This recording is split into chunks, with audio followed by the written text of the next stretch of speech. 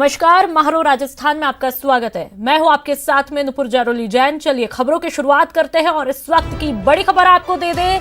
पाकिस्तान में बड़ा विमान हादसा हुआ है। जी हां, लाहौर से कराची आ रहा था विमान। लाहौर से कराची जा रही फ्लाइट क्रैश हुई है। कराची एयरपोर्ट के पास विमान क्रैश हुआ और उसकी तस्वीरें आपकी टीवी स्क्रीन पर। पाकिस्तान इंटरनेशनल एयरलाइंस का विमान ये बताया जा रहा है। और देखिए, खौफनाक ये तस्वीरें। लैंडिंग से पहले दुर्घटनाग्रस्त हुआ। इस वक्त की बड़ी और अहम खबर पाकिस्तान से। पाकिस्तान में बड़ा विमान हादसा हुआ और एक्सक्लूसिव तस्वीरें सिर्फ और सिर्फ न्यूज़ 18 राजस्थान पर। इस धुएं से ही ये अंदाजा लगाया जा सकता है कि कितना भयंकर जो है ये हादसा हुआ। लाहौर से कराची ये फ्लाइट जा रही थी जो कि क्रैश हुई। कराची एयरपोर्ट के पास विमान क्रैश हुआ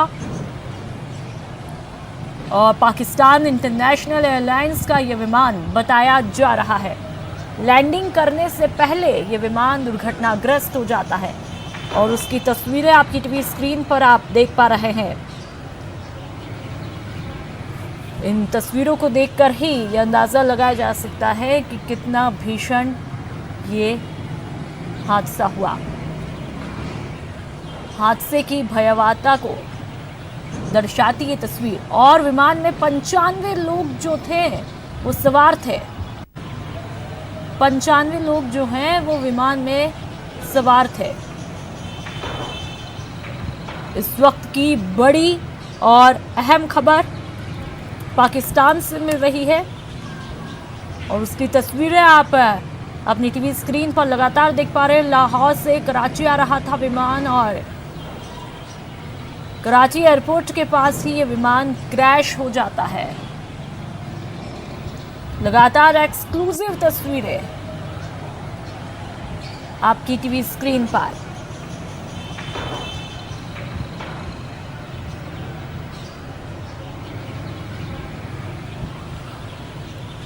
लगातार तस्वीरें हम आप तक पहुंचा रहे हैं कि किस तरह से पाकिस्तान में बड़ा विमान हादसा हुआ। लाहौर से कराची जा रही पाकिस्तान इंटरनेशनल एयरलाइंस की फ्लाइट हादसे का शिकार हो जाती है और यह हादसा कराची एयरपोर्ट के पास में हुआ। एक बड़ा विमान हादसा। लाहौर से कराची जा रही पाकिस्तान इंटरनेशनल एयरलाइंस PIA की फ्लाइट हादसे का शिकार हो जाती है और यह हादसा कराची में लैंडिंग से ठीक पहले हुआ है।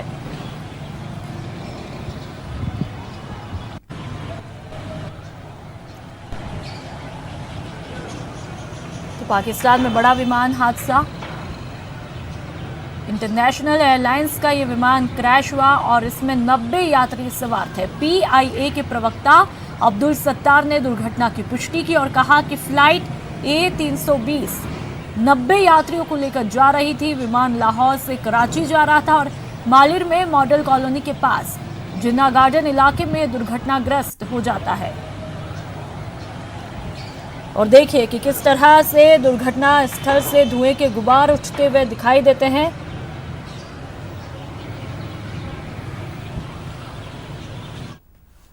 और अब खबर केमिकल फैक्ट्री में लगी भीषण आग की, जिसका धुआं कई किलोमीटर तक फैला। वाकया महाराष्ट्र में पुणे का है। कुरकुम MIDC इलाके में इस फैक्ट्री में जबरदस्त धमाका हुआ। फैक्ट्री में भीषण आग लग जाती है।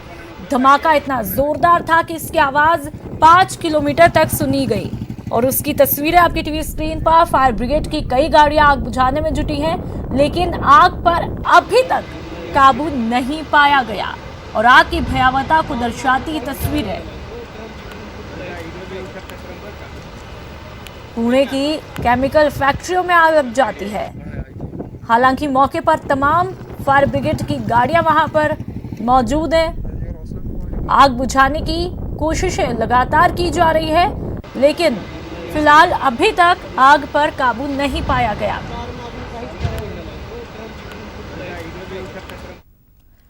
और चलिए जयपुर से खबर, जहां पर वंदे भारत के तहत फ्लाइट पहुंची जयपुर। एयर इंडिया की फ्लाइट जो है वो AI-112 जयपुर पहुंच चुकी है। लंदन से जयपुर पहुंची एयर इंडिया की फ्लाइट 148 प्रवासी राजस्थानी जयपुर आ चुके हैं। विदेशों में फंसे भारतीयों की वतन वापसी।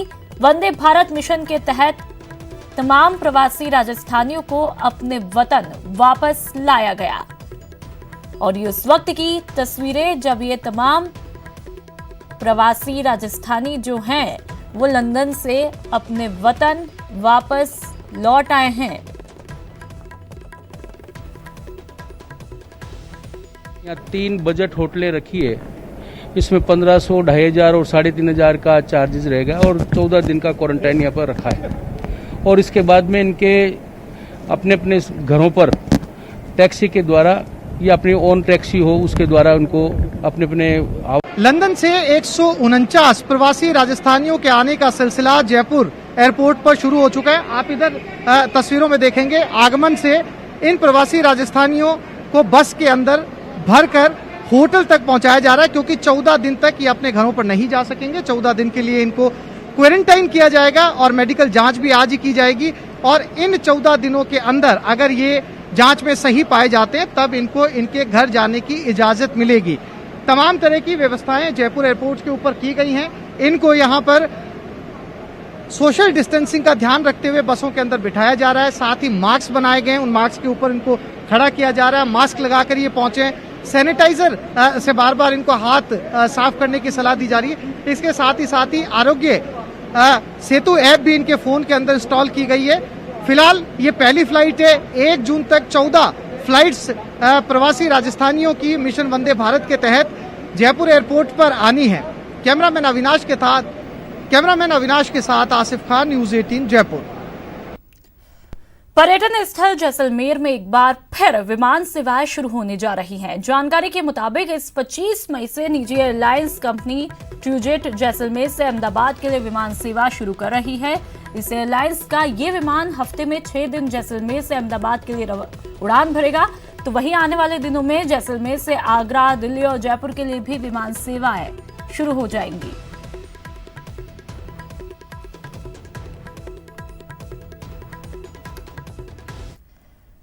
बस पॉलिटिक्स पर कांग्रेस ने आज प्रेस कॉन्फ्रेंस करके इस मुद्दे पर यूपी सरकार को जमकर घेरा। डिप्टी सीएम सचिन पायलट ने केंद्र पर निशाना साधते हुए कहा, केंद्र सरकार के पास मजदूरों को लेकर कोई नीति नहीं है और ऐसा पहली बार हो रहा है कि यूपी में सत्ताधारी पार्टी विपक्ष पर मजदूरों को मदद करने का आरोप लगा रही है। पीसीसी चीफ सचिन पायलट ने कहा कि मजदूरों की मदद के लिए भेजी गई बसों में यूपी सरकार ने बाधाएं डाली और सत्ताधारी पार्टी ने विपक्ष पर आरोप लगाए। कांग्रेस की पीसी में सचिन पायलट के साथ में मौजूद परिवहन मंत्री प्रताप सिंह खाचरियावास ने कहा कि मजदूरों के मुद्दे पर राजनीति करना बिल्कुल ठीक नहीं। बसों को बॉर्डर पर रोककर यूपी सरकार ने केंद्र के आदेश का उल्लंघन किया और इसको लेकर यूपी सीएम योगी के खिलाफ एफआईआर दर्ज होनी चाहिए। मानवता को देखते हुए 1000 बसों को कांग्रेस पार्टी ने यूपी भेजने के लिए एक प्रस्ताव भेजा, जिसको बहुत देर तक परमिशन नहीं मिली। जब परमिशन मिली तो कहा गया कि उसको लखनऊ भेजिएगा। आगरा भरतपुर बॉर्डर से बस लखनऊ जाएगी, उसके बाद उसको आगे भेजा जाएगा। फिर बाधाएं बनाने के लिए नाना प्रकार के हथकंडे अपनाए। कभी कहा कि फिटनेस सर्टिफिकेट नहीं है, कभी कहा कि ड्राइवर का लाइसेंस नहीं है। और मैं हमेशा कहता हूं कि काम करने का कोई बहाना नहीं, ना करने के 100 बहाने। 1032 बसों की लिस्ट वो सही मानते हैं और उसके बाद भी परमिशन ये कहकर नहीं देते कि ये बसें कबाड़ हैं, इनकी फिटनेस नहीं है, इनका लाइसेंस डिबार हो चुका है, इनके पास परमिट नहीं है। जब मुख्यमंत्री योगी आदित्यनाथ जी ने ये कहा था कि मैं अनुमति दे दूंगा, उस वक्त ये बात नहीं थी। लेकिन जब वो मुख्यमंत्री और डिप्टी सीएम वहां के बोल रहे थे, तब उन्होंने प्रधानमंत्री नरेंद्र मोदी जी के नेतृत्व वाली सरकार के आदेश की अवहेलना की, आपराधिक कृत्य किया। मुकदमा दर्ज होना चाहिए उत्तर प्रदेश के मुख्यमंत्री और उप मुख्यमंत्री जी के खिलाफ। बीजेपी और कांग्रेस के बीच जारी बस विवाद को देखते हुए आगे आने वाले दिनों में भी इस मुद्दे पर दोनों पार्टियों के बीच सियासी जंग और तेज होने के आसार बन गए हैं। हमारे साथ यूपी कांग्रेस के सह प्रभारी सचिव धीरज गुर्जर मौजूद है। धीरज जी, जिस तरह से बस का विवाद उठ खड़ा हुआ है, इस पूरे विवाद के बीच में जो सबसे अहम चीज है वो है कि मजदूर अब भी पिस रहा है, वो अपने गंतव्य तक नहीं पहुंच पा रहा। आपको क्या मानते हैं, कहां चूक हो गई इस पूरे मामले में? ये बसों पर विवाद खड़ा कर योगी आदित्यनाथ ने और उनकी सरकार ने मजदूरों की बेबसी का मजाक उड़ाया है और आने वाले समय में यही मजदूर और श्रमिक इनकी सत्ता की चूल्हे हिलाकर इनको करारा जवाब देंगे। प्रियंका गांधी जी ने मानवता दिखाते हुए ये कहा कि मैं उत्तर प्रदेश की प्रभारी हूं, इसलिए मैं कांग्रेस पार्टी को निर्देश देती हूं कि हम लोग 1000 बसें यूपी गवर्नमेंट को की अनुमति से चलाना चाहते हैं। हमने बसें वहां पर बॉर्डर पर पहुंचाई। उस बसों की सूची जो हमने भेजी थी 1051 की, उसके ऊपर इन्होंने ये आरोप लगाया कि इसके अंदर 859 बसें ही सही है, बाकी बसें सही नहीं है, कुछ कंडा में कुछ कटा रहा है और कुछ बसें ऐसी है जिनमें ऑटो टेम्पो आदि के नाम पर दर्ज है। जब हमने उसको चेक करवाया यहाँ पर राजस्थान पथ परिवहन निगम के अधिकारियों से, तो उसके अंदर 925 बसें तो राजस्थान की साइड पे दिखा रही थी और 94 बसें मैनुअली जब इन्होंने रजिस्ट्रेशन पत्र निकाल के उनका देखा तो वो सब बसों के रूप में दर्ज थी। हमने 1000 बसों के लिए कहा था, उसमें से 1032 बसें प्रमाणित कर राजस्थान पथ परिवहन निगम के अधिकारी हमको दे रहे हैं कि ये बसें उत्तर जो यहाँ पर है वो बसों के रूप में दर्ज थी। उसके बावजूद भी निम्न स्तर की राजनीति कर योगी सरकार ने ये संदेश दिया है कि जब कांग्रेस सेवा की राजनीति करेगी तो सत्ता जो भारत की है वो उत्तर प्रदेश की है, वो उसमें रोड़े अटकाने का काम करेगी। कैमरा पर्सन गणेश यादव के साथ गोवर्धन चौधरी, न्यूज 18 राजस्थान, जयपुर। कांग्रेस और बीजेपी के बीच बस पॉलिटिक्स चरम पर है। कांग्रेस ने अभी प्रेस कॉन्फ्रेंस करके यूपी सरकार और बीजेपी पर गंभीर आरोप लगाए हैं। हमारे साथ यूपी कांग्रेस के सह प्रभारी सचिव जुबेर खान मौजूद है। जुबेर साहब, आपने यूपी सरकार पर यह आरोप लगाया कि कोटा में जो बसें आई थी यूपी सरकार की बच्चों को लेने के लिए, उनमें भी कई ऑटो के नंबर हैं। क्या है पूरा प्रकरण? देखिए, मैं स्पष्ट करना चाहूँ, मैंने आरोप नहीं लगाया, मैंने सत्यता दिखाई। हम आरोप नहीं लगा रहे, क्योंकि वो बस आई है, लोगों को लेके गई है। इसी तरह हमारी भी बसें थी, लेकिन कहां से रिकॉर्ड में वो 3 व्हीलर दर्शा रही है, जब उनकी बसें रोडवेज की बसों को 3 व्हीलर दर्शाया जा रहा है, तो हमारी बसों को भी तो दर्शाया गया है। ये फर्क महसूस करना पड़ेगा।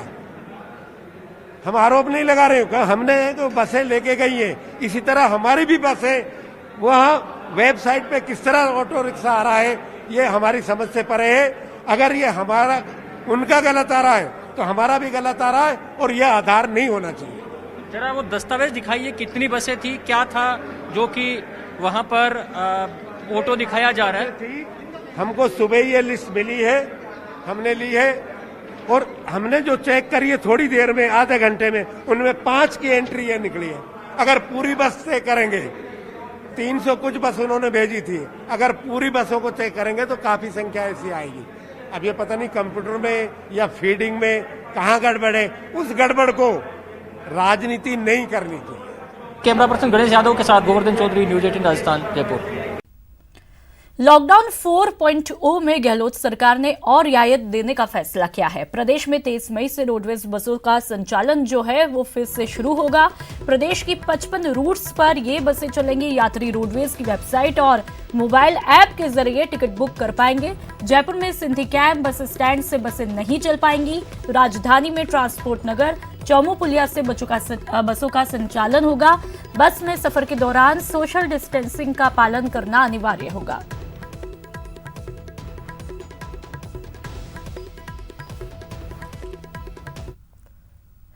कोटा में परिवहन निगम की बसों को आंशिक स्तर पर चलाने की तैयारियां की जा रही है। कोटा फिलहाल रेड जोन में है, लेकिन कोटा के आसपास के ग्रामीण इलाके ग्रीन और ऑरेंज जोन में शामिल है। ऐसे में अब कोटा से भी रोडवेज बसों को आसपास के क्षेत्रों में भेजकर ग्रामीणों और शहरवासियों को राहत पहुंचाने की तैयारियां की जा रही है। और कोटा में क्या है रोडवेज की तैयारियां, बता रहे हैं संवाददाता शाकिर अली। लॉकडाउन के चलते करीब 2 महीने के लंबे अंतराल के बाद अब कोटा के इस बस स्टैंड पर भी रौनक लौटेगी। कोटा जो प्रबंधक है, वो यहाँ के जो रोडवेज के प्रबंधक हैं, वो अब बसों को जो है रूट्स पर चलाने के लिए तैयारी कर रहे हैं। हालांकि कोटा रेड जोन में है और लगातार कोटा में कोरोना संक्रमित रोगियों की तादाद में भी इजाफा हो रहा है। आज की बात की जाए तो 17 पॉजिटिव मामले और सामने आए हैं। ऐसे में अब 356 जो है पॉजिटिव रोगियों का आंकड़ा कोटा में पहुँच चुका है। लेकिन जो ग्रामीण इलाका है वो पूरी तरह से सुरक्षित है। ग्रीन जोन है, ऑरेंज जोन क्षेत्र है कुछ, तो ऐसे में रोडवेज प्रशासन चाहता है कि लंबा समय के बाद में, क्योंकि वक्त बहुत ज़्यादा हो गया है, ऐसे में अब बसों का संचालन किया जाए ताकि ग्रामीणों को राहत मिल सके। तो कुछ तैयारियां इन्होंने की है, ये किस तरह से बसों का संचालन करेंगे उसके बारे में मैं बात करने की कोशिश करता हूं। सर, किस तरह से संचालन होगा? कोटा रेड जोन है, लेकिन ग्रामीणों को भी राहत पहुंचानी जरूरी है। Proper Kota city road red zone में है। कोटा सिटी से बाहर 10 किलोमीटर आगे एक बोरखंडी है 12 रोड पे, शिवपुरी ग्वालियर रोड पे 12, वहाँ से हम संचालन चलाने की कोशिश कर रहे हैं। इसमें जैसे 12 जिला है बिल्कुल सेफ़ है ग्रीन जोन में, और बूंदी जिला है बिल्कुल सेफ़ है ग्रीन जोन में। तो हम 10 किलोमीटर दूर पॉइंट पे 12 रोड से और बूंदी रोड पर संचालन चलाने की पूर्ण कोशिश कल से कर रहे हैं, बशर्ते कि कलेक्टर साहब की तरफ से ग्रांट मिल जाए हमें। उसी की तैयारी हम लोग कर रहे हैं, और भी नए रूट जो मिलेंगे जनता की डिमांड्स होगी अकॉर्डिंग उसके हम बस चलाएंगे।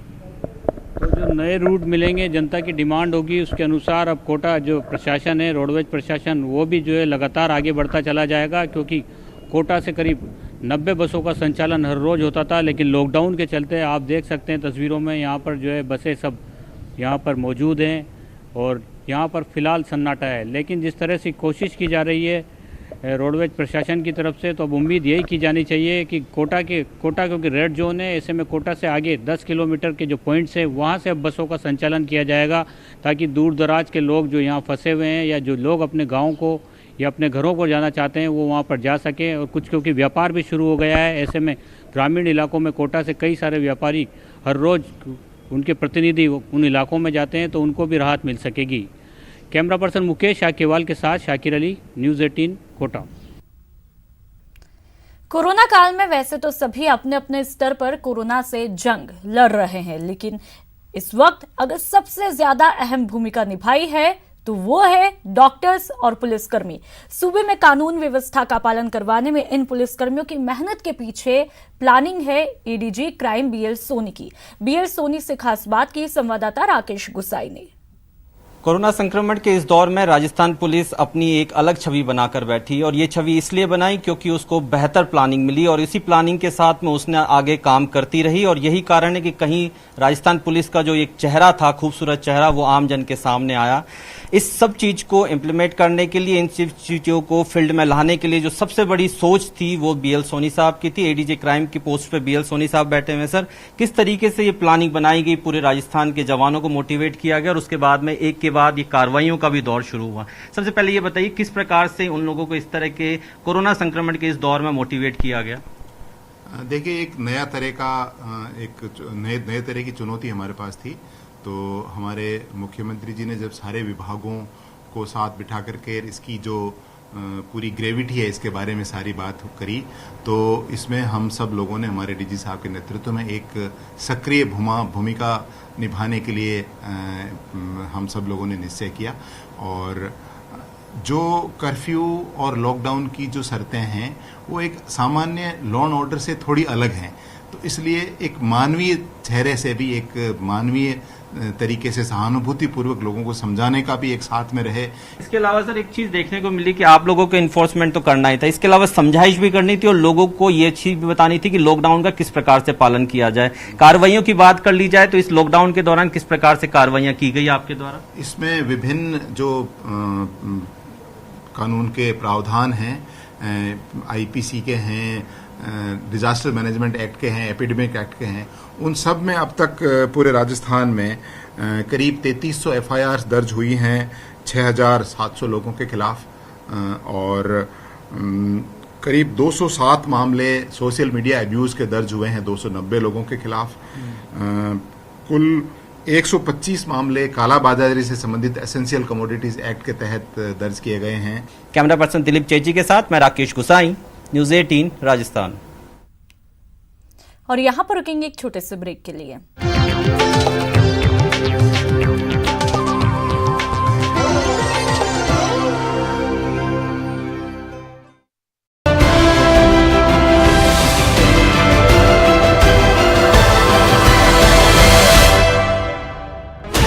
Sixteen channels, 15 languages, 26 states. 1,200 plus reporters, 66.9 crore viewers. India's largest news network, News 18 Network.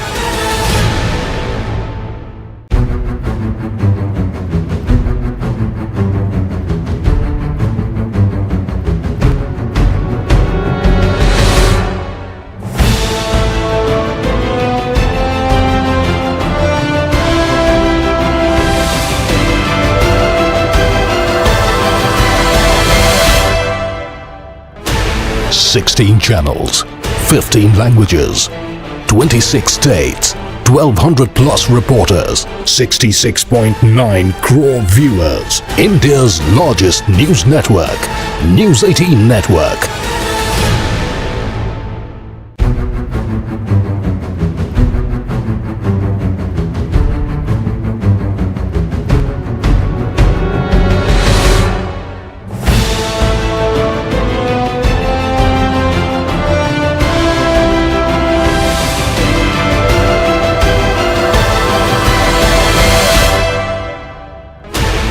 Sixteen channels, 15 languages, 26 states, 1,200 plus reporters, 66.9 crore viewers. India's largest news network, News 18 Network.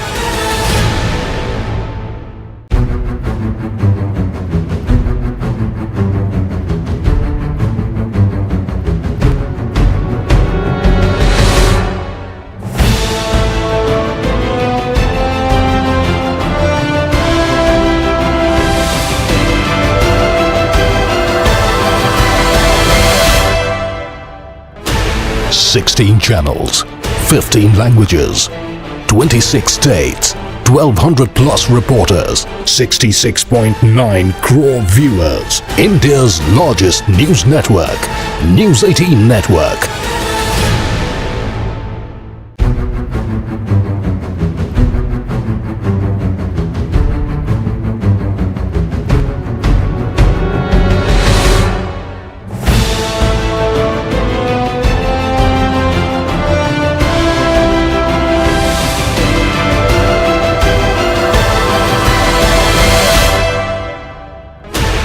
Sixteen channels. Headlines के प्रायोजक सच्ची सहेली, महिलाओं के लिए सबसे भरोसेमंद औषधि एवं टॉनिक।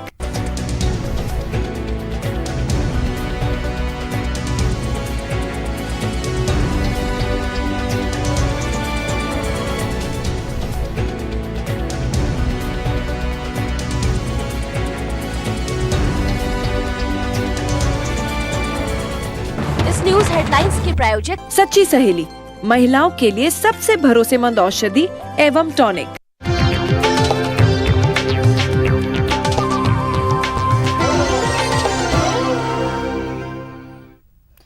ब्रेक के बाद आपका स्वागत है। दिल्ली में कोरोना संकट के बीच प्रवासियों के लिए असिस्टेंट कमिश्नर दिलखुश मीणा मसीहा बने हैं और जरूरतमंदों की लिस्ट बनाकर उनकी मदद में जुटे हैं। ये अब तक 150 से ज्यादा लोगों को उनके घर के लिए रवाना कर चुके हैं और उनसे खास बात की हमारे संवाददाता अभिषेक आढ़ा ने। किसी भी आपदा या महामारी के वक्त जो सिविल सेवा के अधिकारी होते हैं उनकी बड़ी कड़ी परीक्षा होती है और ऐसी परीक्षा से गुजर रहे हैं एक प्रोबेशन आईएएस हैं, असिस्टेंट कमिश्नर लगे हुए हैं दिल्ली में। मूल रूप से राजस्थान के सवाई माधोपुर जिले के रहने वाले हैं दिलसुख मीणा जी। मीणा साहब, कितने लोगों को आपने यहाँ पे राजस्थान के लोगों को यहाँ पे अपने सेंटर्स में या सुविधा से रखा, या अब कितने लोगों को रवाना कर चुके हैं, आगे क्या योजना है? तो बेसिकली जो आइडिया था वो आइडिया ये है कि हमारा जो बीकानेर हाउस है राजस्थान गवर्नमेंट का, उसके साथ हम कोऑर्डिनेट कर रहे हैं। उन्होंने हमको लिस्ट दी कि भाई 1020 के लगभग लोग जो सेंट्रल डिस्ट्रिक्ट है हमारा, उसमें राजस्थान के लोगों ने रिक्वेस्ट डाली कि हमको राजस्थान जाना है। तो उसी को फिल्टर आउट करने के लिए हमने लोगों को फ़ोन कॉल्स लगवाए, 3 कैटेगरीज में लोगों को बंटवाए कि आप अगर जाना चाहते तो आप यस बोलिए, नहीं जाना चाहते हैं तो आप नो बोलिए क्योंकि मार्केट्स थोड़ा ओपन हो गए या फिर किसी रीजन से नहीं जाना चाहते।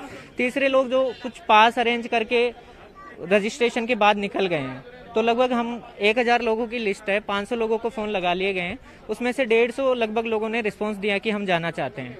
तो उसी हिसाब से हमने बसें अरेंज किए और हमारे भी जो शेल्टर होम्स हैं इस डिस्ट्रिक्ट के जो शेल्टर होम्स हैं उसमें भी लगभग 25 से 30 लोग राजस्थान के थे। तो उनको हमने परसों के दिन जो बस गई थी, पहली बस जो श्रमिक स्पेशल बस गई थी, उसमें निकलवा दिया था। और बाकी जो ये लोग हैं जो शेल्टर होम्स में नहीं है, जो अलग अलग जगह थे जिन्होंने रजिस्ट्रेशन किया था, उनको हमने बोला कि भाई आप यहाँ 11 बजे डिस्ट्रिक्ट हेडक्वार्टर आ जाइए, आपका स्क्रीनिंग यहाँ पे करवा दिया जाएगा और बसों में आपको पूरी सुविधा के साथ बिठा दिया जाएगा। बड़ी तारीफ भी हो रही है इनकी अब डिस्ट्रिक्ट एडमिनिस्ट्रेशन में भी और राजस्थान सरकार की तरफ से भी कि इनका जो कोऑर्डिनेशन था, जिस वजह से ये तमाम मजदूर जो यहाँ पर फंसे हुए थे वो अब अपने घर जा रहे हैं। सहयोगी बीनू बैंसल के साथ अभिषेक आढ़ा, नेटवर्क 18, नई दिल्ली। आज रमजान के पाक और मुकद्दस महीने का आखिरी जुमा है। जयपुर में आज जामा मस्जिद में अलविदा जुमे की नमाज अदा की गई, लेकिन इस बार कोरोना के कारण सिर्फ 5 लोगों ने नमाज अदा की। इस दौरान चारदीवारी को पूरी तरह से बंद रखा गया। सुरक्षा व्यवस्था में पुलिस के जवान पूरी तरह से मुस्तैद दिखाई दिए। जिस जगह कभी पांव रखने की जगह भी नहीं होती थी, वहां पर आज सन्नाटा पसरा रहा। आज अलविदा जुमा यानी जुमातुल विदा है और हम जामा मस्जिद पर मौजूद हैं, लेकिन बहुत ही बदकिस्मत नज़ारा है कि 160 साल के इतिहास में पहली बार आप देख सकते हैं कि जुमातुल विदा के दिन जामा मस्जिद के इस मुख्य द्वार पर, मेन गेट पर ताला जड़ा हुआ है। अंदर महज जामा मस्जिद के इमाम, मौज़िन और एक खादिम यहाँ पर अलविदा जुमे की नमाज अदा कर रहे हैं। और आप देख सकते हैं कि जहाँ 5 से 7 लाख लोग इस जौहरी बाज़ार में जमा हुआ करते थे, यहाँ पर सफ़ों की कतारें लंबी हुआ करती थी। ये वही रोड है जो आज सूनी है, यहाँ पर कोई मौजूद नहीं है, ना दूर दूर तक किसी को अलाउ किया गया है। पुलिस ने ख़ास इंतज़ाम भी किए हैं, हर जगह हर नाके पर बैरियर लगाए गए हैं। पुलिस की जो यहाँ पर गश्त है वो बढ़ाई गई है, पोस्टिंग बढ़ाई गई है। आप देख सकते हैं कि काफ़ी सख्त इंतज़ाम किए गए हैं। लगातार ऐलान भी पुलिस कर रही है, लोगों की समझाइश भी कर रही है, क्योंकि अलविदा जुमे को लेकर के लोग जज्बाती ना हो, ये ध्यान रखना बहुत ज़रूरी है। और जो कोरोना को लेकर के एक जंग जारी है, उस जंग को जीतने के लिए सबसे अहम यह है कि जो गैदरिंग है, सामूहिक कार्यक्रम है, वो पूरी तरह से रद्द किए जाएं। और राजस्थान का सबसे बड़ा जो सामूहिक कार्यक्रम है वही अलविदा जुमे की नमाज हुआ करती थी, जो कि हिंदुस्तान में कमोबेश सबसे बड़ी अलविदा जुमे की नमाज में शामिल थी। यहाँ पर 7 लाख के करीब लोग भी जुमातुल विदा की नमाज अदा कर चुके हैं। जामा मस्जिद के इमाम मुफ्ती अमजद अली साहब ने ये अपील की है तमाम लोगों से कि आप घरों से ही जुमे की नमाज अदा करें, जिसका असर आप देख सकते हैं कि रोड खाली है, लोग घरों से ही जुमातुल विदा की नमाज अदा कर रहे हैं। ये नज़ारा 160 साल के इतिहास में पहली बार ऐसा हुआ है, क्योंकि बताया जाता है कि 1860 में जब ये जामा मस्जिद बनाई गई थी, उसके बाद से लेकर के लगातार यहाँ जुमातुल विदा की नमाज हुई। लोगों ने हज़ारों और लाखों की तादाद में अल्लाह की बारगाह में सजदे किए, दुआ के लिए साथ हाथ उठाए। लेकिन आज बदकिस्मती से कोरोना की वजह से नज़ारा कुछ अलग है। अरबाज अहमद, न्यूज़ 18 के लिए, जयपुर से।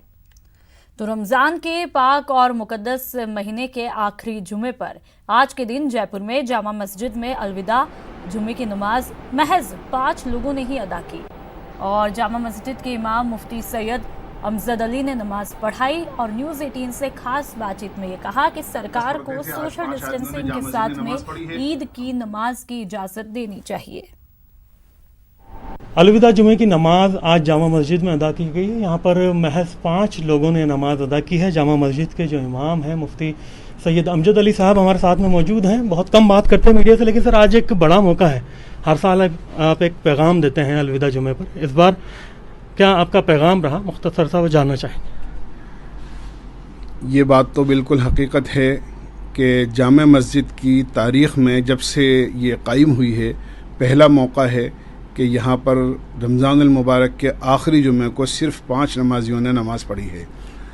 ये सिर्फ़ इसलिए हैं कि ताकि कानून के हम पाबंद रहें और पाबंद हैं, और लोगों को बीमारी से, अपने को और लोगों को बीमारी से महफूज किया जाए। इसलिए इतनी बड़ी कुर्बानी दी है। मुसलमान हर किस्म की कुर्बानी दे सकता है, लेकिन रमज़ान अल मुबारक में ख़ास तौर से जुमे की कुर्बानी हरगिज़ नहीं दे सकता। लेकिन ये सिर्फ़ इसलिए दी है ताकि लोग बीमारी से महफूज रहें। लिहाजा हम दरख्वास्त करेंगे, जब सब कुछ खुल रहा है तो वो मालिक जिसने ये बीमारी भेजी है वही इस बीमारी को ख़त्म करेगा। ये एक वबा है, ये एक किस्म की बला है और ये एक किस्म की बहुत बड़ी बीमारी है। इसलिए हम दरख्वास्त करेंगे हमारी गवर्नमेंट से कि वो जिस तरह और चीज़ें खोल रही है, ख़ास तौर से हमारी ईद की नमाज के लिए, और उसके बाद फिर धीरे धीरे करके सारे धर्म स्थलों को खोलना चाहिए, ताकि हम मालिक से प्रार्थना करें, मालिक के सामने सजदा रेज हों और उससे दुआ करें उसके घर आकर। तो ये हैं जामा मस्जिद के इमाम मुफ्ती अमजद साहब, जो कि एक बड़ी अपील इन्होंने की है कि अब फेज वाइज धीरे धीरे मस्जिदों में नमाज की इजाज़त दी जानी चाहिए, और जो हालात हैं उसके मुताबिक आज 5 लाख नहीं, महज 5 लोगों ने अल्लाह की बारगाह में हाथ उठाए, कोरोना वॉरियर्स के लिए दुआ की, इस वबा से इस दुनिया को बचाने की दुआ की गई, और ख़ास अपील की गई है ईद के मुतालिक कि बाज़ारों का रुख न करें और ज़रूरतमंदों की मदद, चाहे वो ज़कात से हो, चाहे फितरे से हो, चाहे सदक़े से हो, करते रहें। अरबाज अहमद, न्यूज़ 18 के लिए जयपुर से। और इस बुलेटिन में फिलहाल इतना ही। नमस्कार।